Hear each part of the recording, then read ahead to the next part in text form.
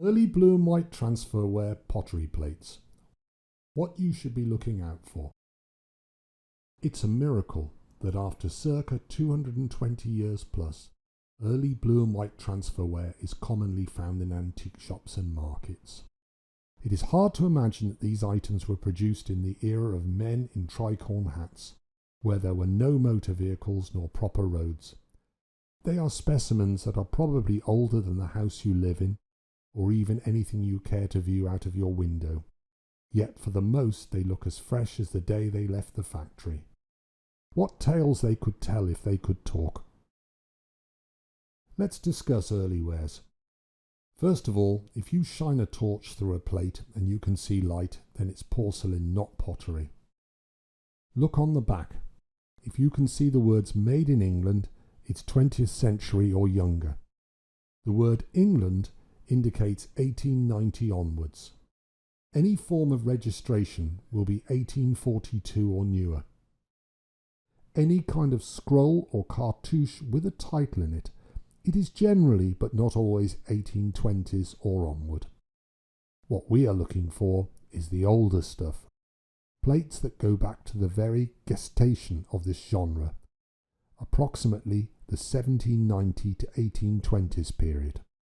There you will find it was rarely marked by the producer, except for an imprint or blue painted mark, or the odd, very intriguing cipher mark by the piecework tradesman who crafted it. In those days, the retail middleman did not want the customer to know where the article was made. The plate will usually feel lighter and more delicate to the touch than the modern item, and I can only stress this will become easier to perceive with experience. Some early shapes tended to mirror silver or pewter platters that were current at the time. Many of the 18th century plates had no foot rim, which is surprising as foot rims had been known for way back. Try eating off a plate without one, and it tends to bounce around the table.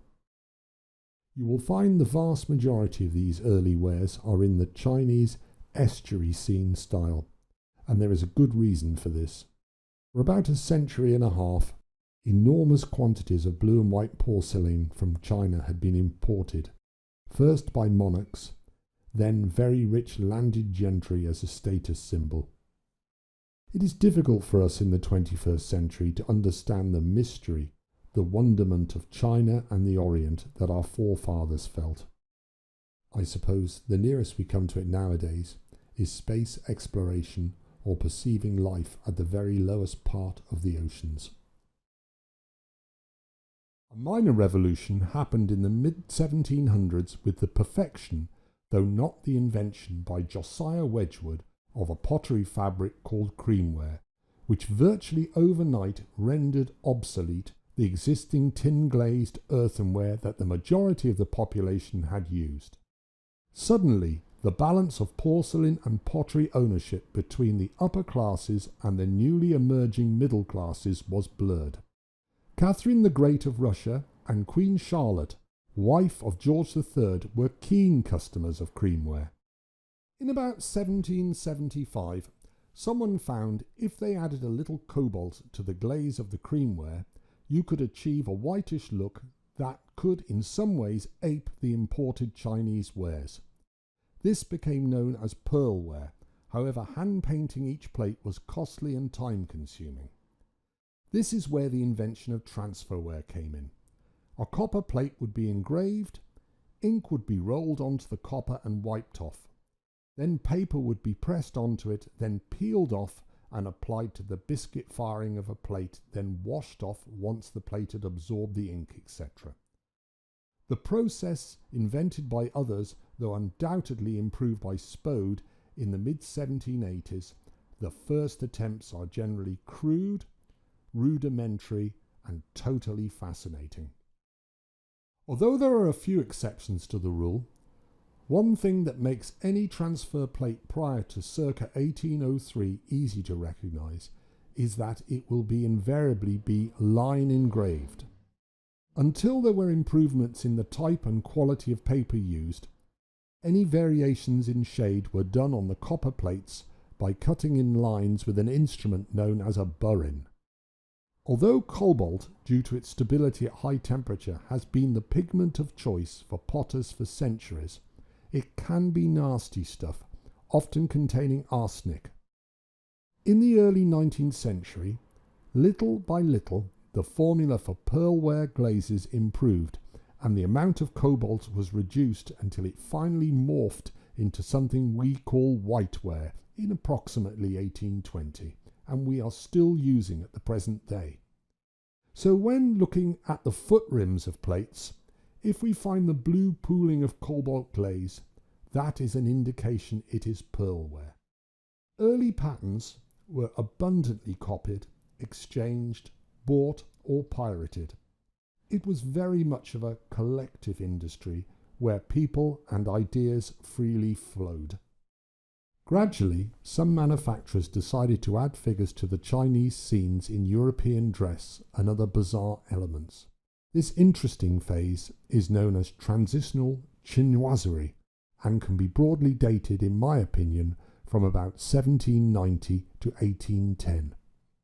Look at the fisherman in the lower left-hand side of the Mandarin-style plate. What on earth were they thinking when they designed that? This plate by Lakin & Poole is important, as we know from documentary evidence that the Lakin & Poole partnership was from 1791 to 1796, so it is a good marker of the relevant style of that time. The Reindeer and Seal plate by John Harrison is in many ways so similar that it must have been created concurrently. A style that was extremely popular and numerous, produced by many potters from the very beginnings to about 1800, finally petering out by circa 1820, was the boy on the buffalo, so beloved by Spode. There are about 7 versions if you have the inclination to count the number of steps to the right of the main building. Incidentally, Spode plates were 23 centimetres in diameter up to 1800, then they became wider. John and William Turner, potters of Lane End, took this design to the next level when they removed the central characters and replaced them with an elephant, an exotic creature that would be unknown at the time, save to those Britons that had travelled abroad. Josiah Wedgwood's cousin Ralph, prolific inventor and bankrupt, produced this beautiful elephant and howdah plate up to about 1806. He stamped many of his plates Wedgwood & Co., and herein lies a small trap for the unwary. There are many newer blue and white plates that have Wedgwood & Co. stamped on the back. They are by Enoch Wedgwood, who was also related to Josiah, but are 1860 or newer. The early plates often have a beauty and rhythm that is entirely captivating. Take a magnifying glass or blow the images up on a computer screen and be amazed how much detail is shown in even the tiniest areas. I honestly don't know how this was achieved. Finally, as pretty well every household has an example, let's look at the willow pattern. A pastiche of cut and pasted, misunderstood Chinese symbols entirely fabricated by the Staffordshire potters. Nothing epitomizes Englishness more than save the humble Morris Minor. Read almost any book and you'll be told that the willow pattern was invented by Thomas Turner and engraved by Minton at the Carfleet Porcelain Works in the late 1700s. I have yet to be convinced of this. Granted, Thomas Turner was an important early reproducer of Chinese scenes, and that his Nanking willow pattern probably was the basis of the willow. But the Nanking willow is not the willow as we know it.